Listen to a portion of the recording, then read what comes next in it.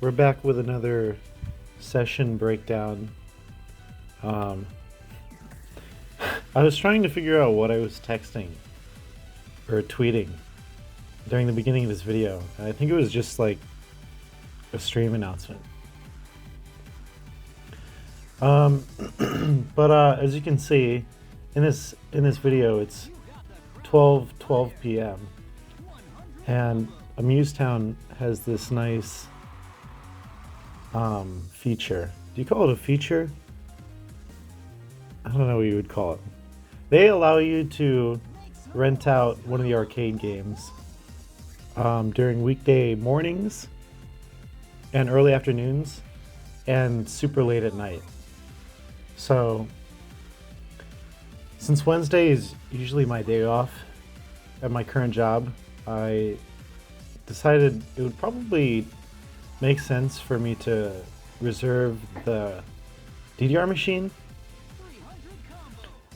so that way I can get a good session in early on in the day, and that way no one else snipes it before I get there and I have to wait until like after 3 p.m.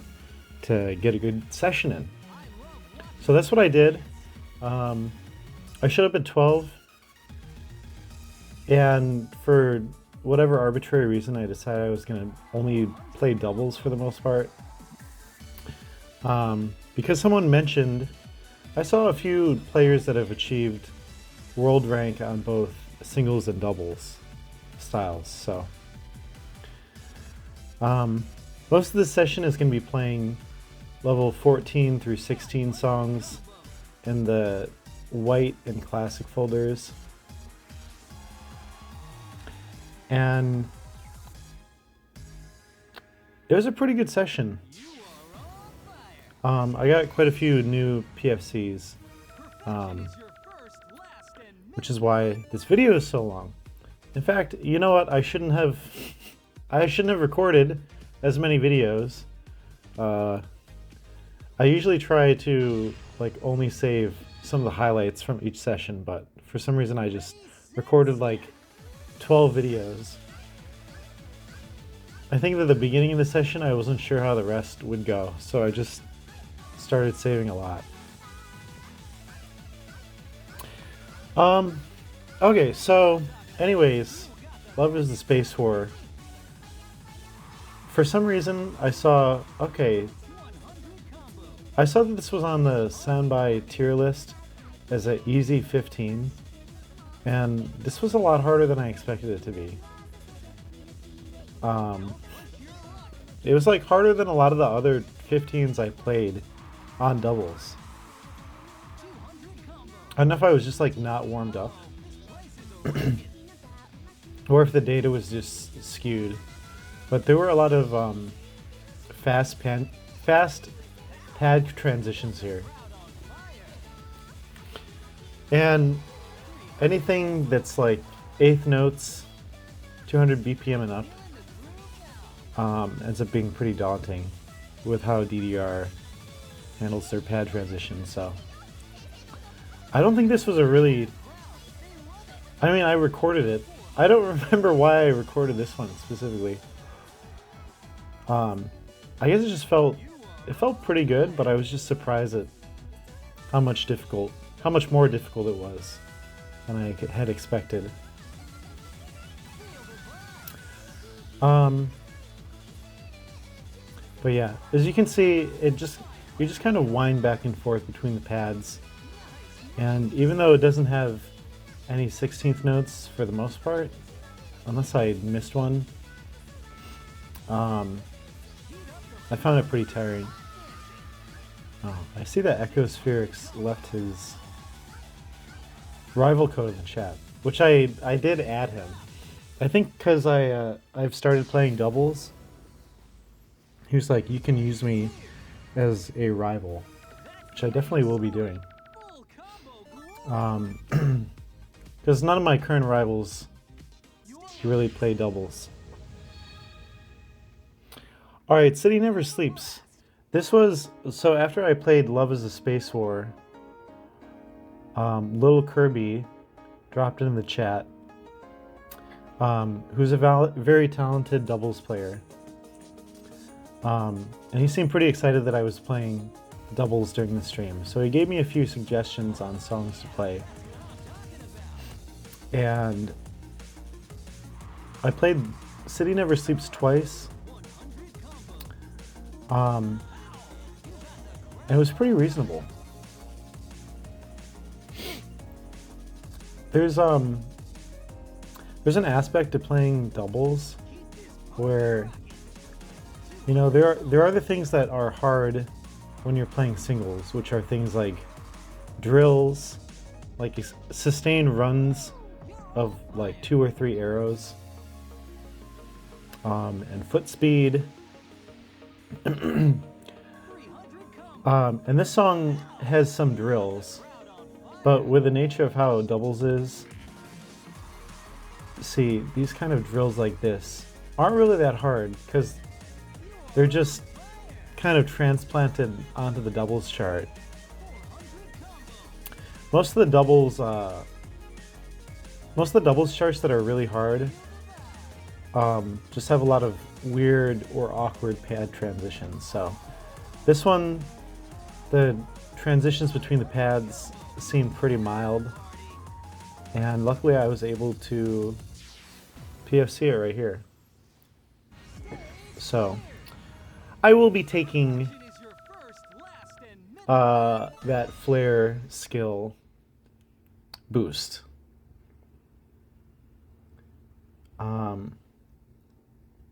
And I got a nice area record. You can't complain about that. Here it comes. Alright, now like Love is a Space War, this is another song where it's one level higher on doubles.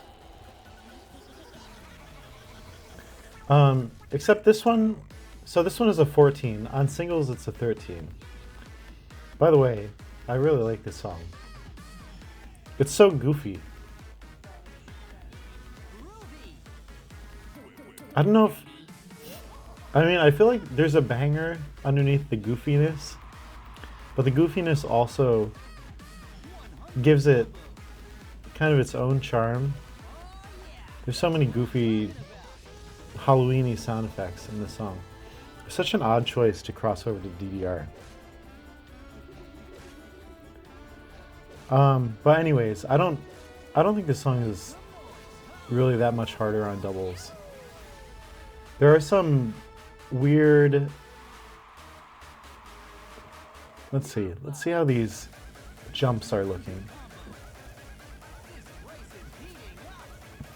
It can be hard to transition between the pads and between jumps like that, but I didn't really find it to be too difficult.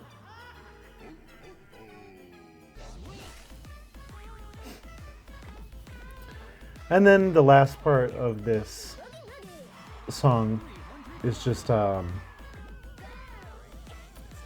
these 12th note streams, and then it transitions back to the original beat here. I feel like there's not that much to say about this song, except it's just pretty good. I like it.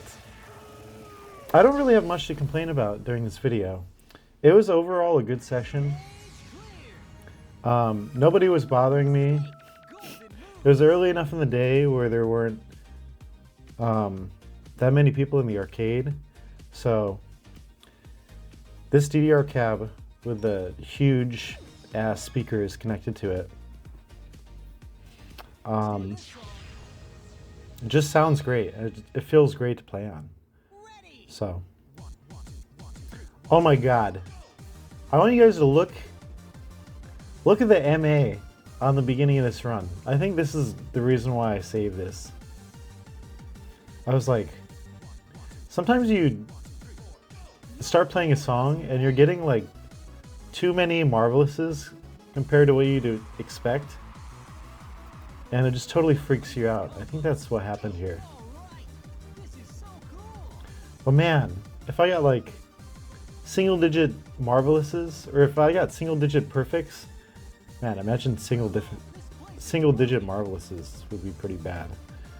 If I got a single digit perfect on the song, it would be so nice.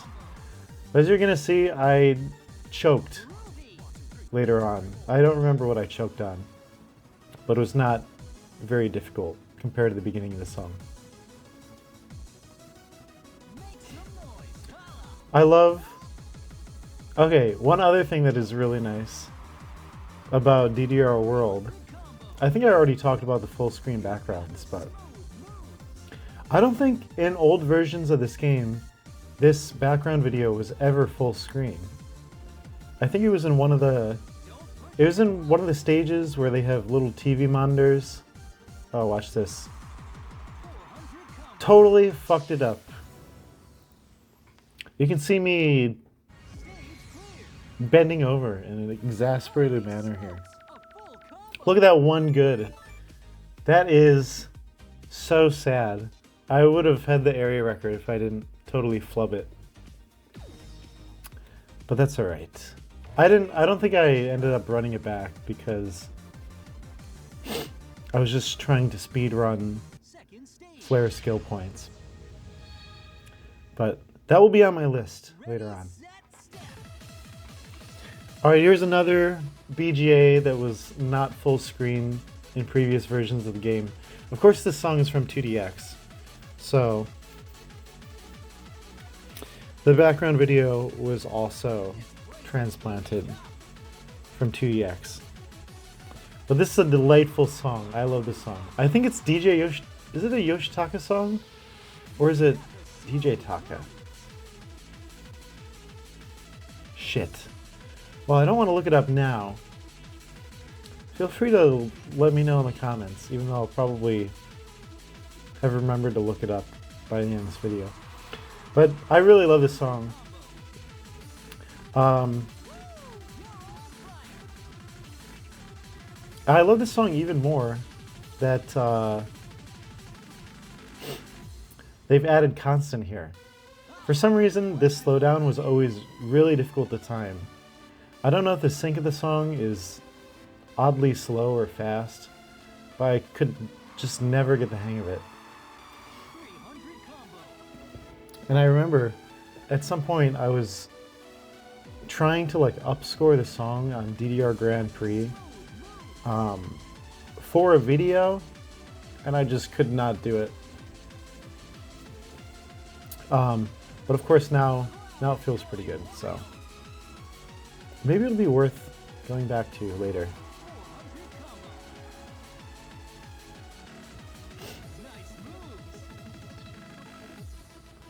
Oh yeah. I love the chorus of the song too. So nice. Isn't there like a clip of a puppy in the background, or am I thinking about a different song? There might be Bitter Chocolate Striker that has the BGA that has a clip of a puppy. I'm just yapping. That was a pretty good run though. I think that song didn't have too many difficult pad transitions. It just kind of felt like a pretty standard doubles version of the singles chart. Alright, we have the GOAT, Nageki no Ki. We have another classic DJ Taka song. This was a song request. I'll let you guess who requested this song. I have one friend that is very much into Nageki no Ki.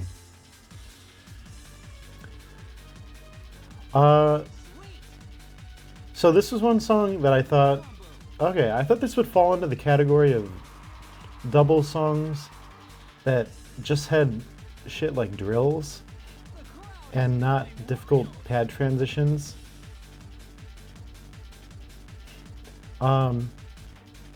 But no, the later part of this song has very difficult pad transitions. You know, those transitions right there, where you're going from like player 2 down and left, and you're going kind of like diagonally across the pad. You hit player 2 down, player 2 left, and then player 1 right. Whenever that's on a group of 16th notes, that's a real pain in the ass, and they do that a lot in this song. It's just a very unnatural motion. I do like this part of the song. Oh my god. See? My legs were turning into spaghetti there. Yeah, it's like the player 1 up, player 1 right, player 2 left bursts of 3 notes. Nevertheless, that wasn't so bad. I probably should have ran it back for the AAA, but I was very tired after this song. I don't know if you can tell. This is all my streams are like streams of my hairline, basically. I don't know if I walk into the camera so you can see how much I was sweating. But if you watch the original live stream, I'm just standing right in front of the camera in the bottom right the entire time. Okay, this song was a real bitch.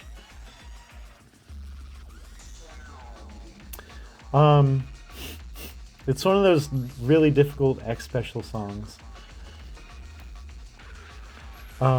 Where they got, I'll just say they got pretty experimental with some of the pattern they do here. Let's see. Okay, that one's not too bad. Later on in the song, they really like have you twisting and contorting in a number of ways in the middle of these streams. Perhaps you will see.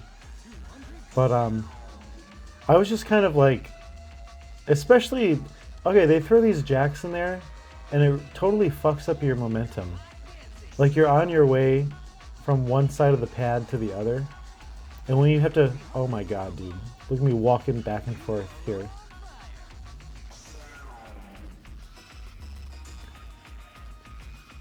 See, you kind of have to flow back and forth on charts like these. And when they throw jacks in the middle of them, it kind of fucks up your momentum. When you're just playing single style, with just 4 panels, it's not so bad because, you know, it's not like you're probably not doing a bunch of spins or anything where you need to conserve momentum. Or that would be very silly if you were spinning around and around on one DDR pad. But when you're going from one side to the other in doubles, momentum becomes a big consideration. A lot of the time it's easier to just hit multiple arrows with one foot. Like stand in the middle of the pad and just, for example, use your left foot to hit player 1 down, left, up, or something like that. Okay, I don't remember why I picked this one. Probably because the song is really fucking hard. Even watching this now, okay, I was playing all these songs yesterday, and I already forgot that this was a 16, which is higher than the single difficulty level. I do really like this part where it's got you stepping backwards across the pads like this. It's a really unique and interesting pattern. But once they throw these, God, some of these drills are really nasty. Still, I will say I like this chart, but at some point it gets to be too much.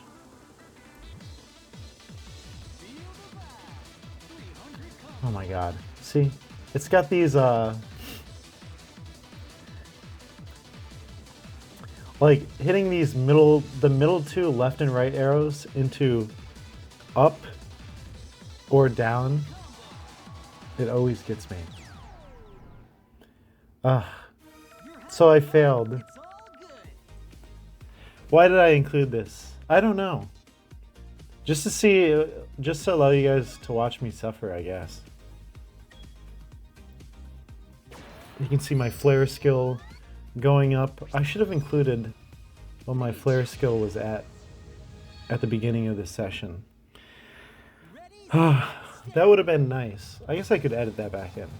I'm not going to do that. But maybe you'll see where I'm at by the end of the video. Alright, shout out to Little Kirby. This was another recommendation.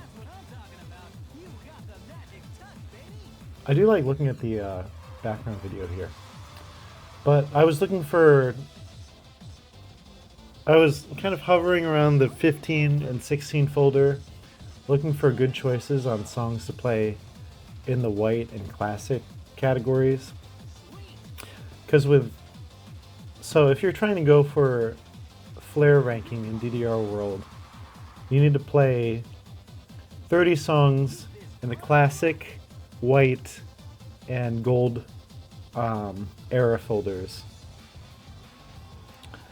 And in the past, when I was playing doubles, I only really cared about playing the new songs that, you know, were bangers, like in the DDR World and DDR Ace 3 categories. So I already have 30 songs played with pretty good scores in that folder. So I didn't really need any flare clears there. But this ended up being a good choice for a somewhat easy 16. The only really hard part was the box run toward the middle. As I said, like, box runs and drills don't really feel so bad because you spend so much time working on those skills for single play. But when you incorporate some kind of pad transition into those, it gets a bit more difficult. But it's an EX clear, so I can't really complain. Alright, we have Zephyr Tash here. I don't know why I call this song Zephyr Tash. I'm pretty sure it's a reference to like some DDR freak post or something from back in the day. I don't know why. This is a classic 15 from DDR Supernova. I'm quite lucky to have gotten this PFC'd here. Can you consider that to be a spoiler? I'm sorry, I do PFC this.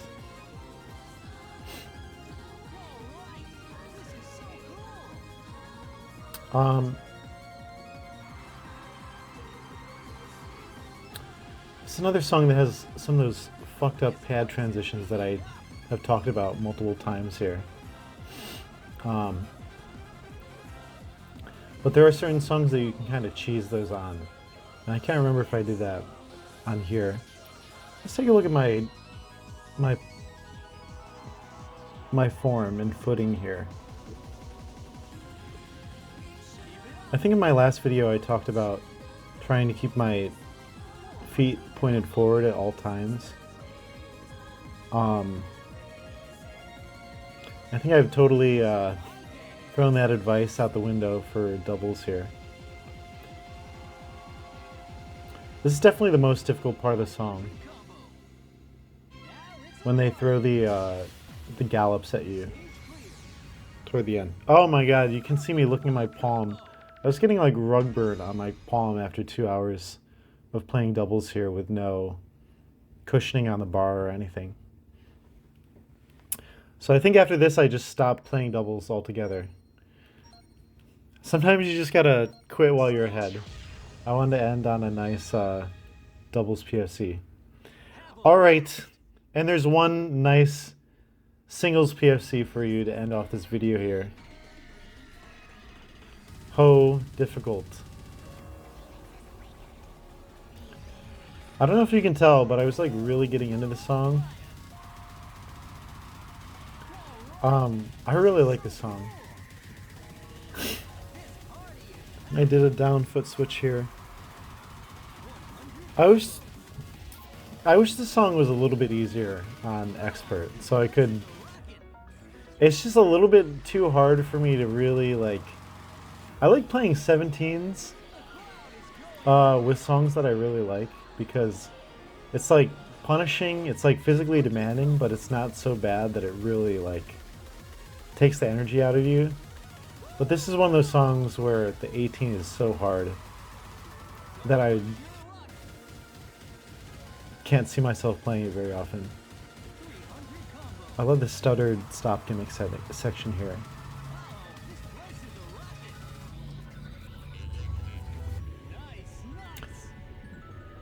Oh, look at these. We got some foot switches on the down arrow here. Feels so satisfying. I really like this chart. It took me a really long ass time to PFC this because the sync is just a little bit sus. I think most of the song is synced early.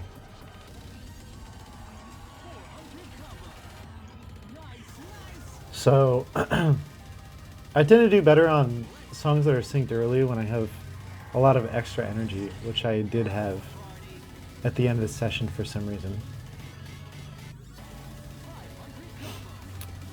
But yeah, the song, the gimmicks and everything just moves so fast. You kind of have to just thug it out and just be really confident in your steps. And as long as you know the rhythms, it's not so bad. Look at that big ass towel. I should have talked about this towel more. I think it was laundry day, so I didn't have any small hand bar towels.